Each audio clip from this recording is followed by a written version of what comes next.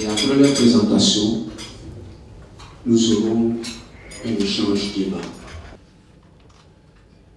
De par la pertinence des thèmes qui seront débattus, ces rencontres fourniront sans doute un cadre idéal d'échange entre les plus hauts responsables de la défense et de la sécurité nationale.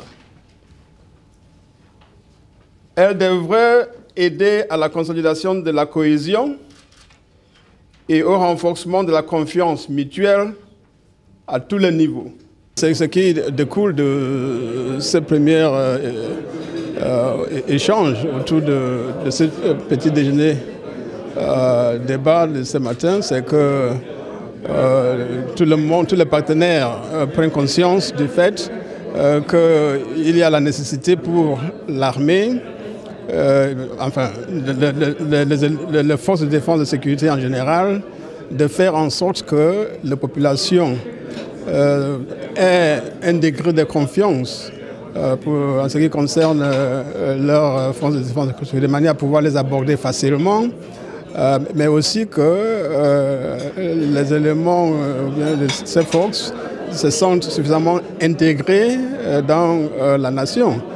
Et je pense que le message est passé et je suis confiant que les autorités feront tout le nécessaire pour qu'effectivement les liens entre les populations et l'armée qui est appelée à les servir soient bien définis et se resserrent. Les relations civilo-militaires dans un pays, d'abord, sont extrêmement importantes pour la réforme secteur sécurité. Vous savez, quand on engage le processus de réforme secteur sécurité, il y a d'abord, surtout dans un pays post-conflit, il y a d'abord le DDR, on veut désarmer tout de suite. Et dès ce moment-là, les relations civilo-militaires commencent à s'enclencher pour s'améliorer.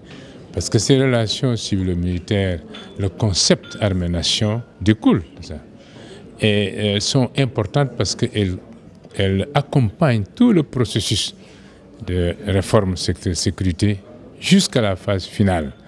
Parce que ces relations reposent sur la cohésion, la recherche de la cohésion nationale, la recherche de regroupement de la nation, retrouvailles des enfants du pays qui ont fait la guerre, donc une cohésion, une réorganisation même, le rétablissement de la confiance entre les filles et les fils du pays.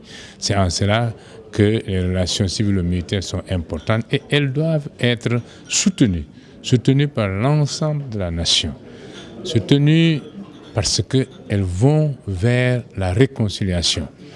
Et aussi, elles doivent se poursuivre jusqu'à la fin de la réforme secteur sécurité. Donc c'est quelque chose qu'il faut, dans l'application, qu'il faut aider à la création de comités civilo-militaires. C'est extrêmement important. Dans un tel comité, vous retrouvez toutes les forces vives de la nation. C'est pourquoi le sujet d'aujourd'hui est extrêmement fondamental pour la réforme secteur sécurité dans un pays. Je pense que la conférence d'aujourd'hui était la bienvenue, mais je dois avouer que ce n'est pas nouveau pour nous. Cette conférence, c'est vrai, vient nous réconforter dans notre connaissance et puis dans notre volonté de faire en sorte d'améliorer sensiblement nos relations, nos rapports avec la population. Étant entendu, comme je l'ai dit tout à l'heure dans mon intervention, que la raison d'être d'une armée, c'est sa population. Nous sommes là pour protéger cette population. Et donc aujourd'hui, les actions qu'il faut mener, c'est des actions, comme on le dit, civilo-militaires. Tout ce qui peut permettre à l'armée de se mettre à la disposition de nos populations, en termes de petits travaux, ne serait-ce que ça, de nettoyage d'hôpitaux, d'intervention du point de vue sanitaire, de construction de barrages, de refaufilage de routes, toutes ces actions au profit de la population, ces actions qui nous permettront, j'en suis convaincu, d'améliorer l'image de l'armée auprès de nos populations. Attention.